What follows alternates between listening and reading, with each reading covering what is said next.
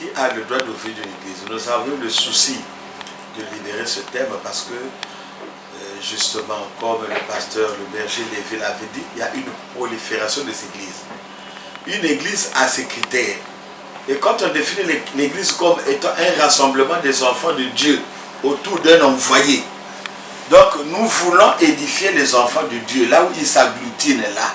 Est-ce que la personne qui a érigé cette église, c'est véritablement un envoyé?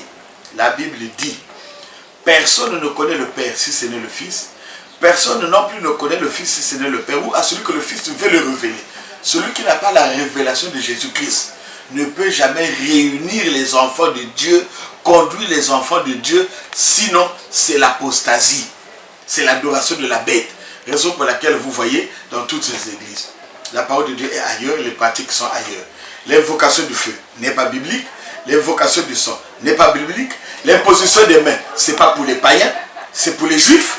Bon, ces choses-là, on prend les travaux d'autres envoyés, ils ramènent ça ici. Donc il y a une cacophonie, c'est ce qu'on appelle le culte des barbares. Voilà pourquoi nous voulons ramener un peu de l'ordre. Qui a le droit d'ouvrir une église? Si tu te reconnais que tu n'es pas un envoyé, donc tu es un simple enfant de Dieu, cherche là où il y a un envoyé pour que tu puisses apprendre et que tu bénéficies de la grâce de Dieu. Avant de m'adresser aux enfants de Dieu, d'abord moi je voulais m'adresser aux hommes d'église. S'ils se reconnaissent que ce sont des envoyés. Jean-Baptiste était un envoyé. Quand Jésus est venu, il a dit quoi? Il faudrait que Christ croisse et que Jean-Baptiste... Pourquoi eux, ils ne reconnaissent pas les envoyés? Pour que chacun libère ses âmes vers l'autre le plus grand.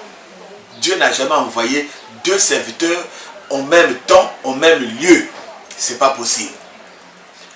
Mon message va droit aux pasteurs qui ont origine des églises, qu'ils vérifient de qui ils sont issus et que pour ne pas embrouiller les enfants de Dieu, qu'ils fassent un feedback un peu et qu'ils puissent savoir quel chemin suivre pour qu'eux-mêmes qu'ils soient pardonnés et avoir l'enlèvement au jour de l'avènement de Jésus-Christ.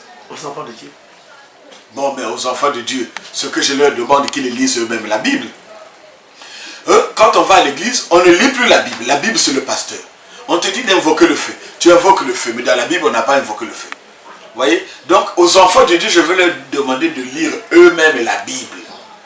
Avant de croire à un esprit, ils doivent comparer ce que le pasteur fait aux Écritures. Si ça ne rime pas, ils doivent se ressaisir, sonder les Écritures et chercher la véritable voie pour leur sauvetage.